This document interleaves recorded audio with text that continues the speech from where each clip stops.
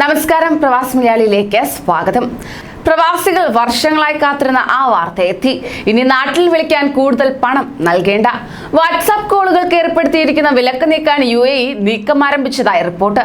WhatsApp, face time അടക്കമുള്ള ചില voice over internet സേവനങ്ങൾക്ക് ഏർപ്പെടുത്തിയിരിക്കുന്ന വിലക്ക് നീക്കാൻ സർക്കാർ ചർച്ചകൾ ആരംഭിച്ചതായി അൽ അറബിയ റിപ്പോർട്ട് ചെയ്യുകയുണ്ടായി. വിലക്ക് നീക്കുന്നതുമായി ബന്ധപ്പെട്ട ചർച്ചകൾ ആരംഭിച്ചതായി UAE സൈബർ സെക്യൂരിറ്റി തലവൻ വ്യക്തമാക്കി. കഴിഞ്ഞ ഞായറാഴ്ച GCC സൈബർ സെക്യൂരിറ്റി കോൺഫറൻസിൽ വെച്ച് UAE സർക്കാരിന്റെ സൈബർ സെക്യൂരിറ്റി വിഭാഗം തലവൻ മുഹമ്മദ് അൽ കുവൈത്തി ഇക്കാര്യം അറിയിക്കുകയുണ്ടായി. വിലക്ക് നീക്കുന്നതുമായി ബന്ധപ്പെട്ട് നിരവധി നടപടിക്രമങ്ങൾ പൂർത്തിയാകേണ്ടതുണ്ട്.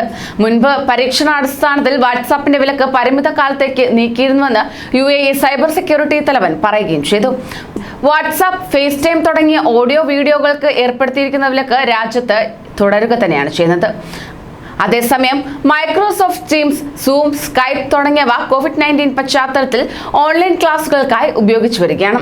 വിവിധ മേഖലകളിൽ സഹകരണം ശക്തിപ്പെടുത്തുന്നതിന്റെ ഭാഗമായാണ് വാട്സാപ്പ് കോളുകൾക്കുള്ള നിരോധനം നീക്കാൻ ആലോചിക്കുന്നതെന്നാണ് ടെലികമ്മ്യൂണിക്കേഷൻ റെഗുലേറ്ററി അതോറിറ്റിയിൽ നിന്ന് ലഭിക്കുന്ന വിവരമെന്നും അൽ കുവൈത്തി പറയുകയാണ്. അതോടൊപ്പം തന്നെ നിലവിൽ ഇന്റർനെറ്റ് ഉപയോഗിച്ചുള്ള കോളുകൾക്ക് UAE നിയന്ത്രണം ഏർപ്പെടുത്തിയിട്ടുണ്ട്. UAE അംഗീകൃത ടെലികോം കമ്പനികളായ ഇത്തിസലാത്ത്, ഡു എന്നിവ നൽകുന്ന വോയിസ് കോൾ സേവനത്തിന് മാസം 100 ദിർഹം നൽകണം. ബോട്ടീം, സീമി, യാസർ ചാറ്റ് തുടങ്ങിയ ആപ്പുകൾ ഉപയോഗിച്ചാണ് നിലവിൽ ഇത്തരം കോളുകൾ പ്രവാസികൾ നടത്തിവരുന്നത്. കോൾ സ്വീകരിക്കുന്നയാളുടെ ഫോണിലും ഇവയിലൊന്ന് ഡൗൺലോഡ് ചെയ്തിരിക്കണം എന്നതാണ്. ഇതേസമയം വാട്സാപ്പ് കോൾ യാഥാർത്ഥ്യമായാൽ തന്നെ ചെലവില്ലാതെ നാടുമായുള്ള കൂടുതൽ ബന്ധം അരക്കിട്ടുറപ്പിക്കാമെന്ന പ്രതീക്ഷയിൽ കാത്തിരിക്കുകയാണ് മലയാളികൾ ഉൾപ്പെടെയുള്ള പ്രവാസി സമൂഹം. കൂടുതൽ പ്രവാസി വാർത്തകൾക്കായി ഈ ചാനൽ സബ്സ്ക്രൈബ് ചെയ്യൂ.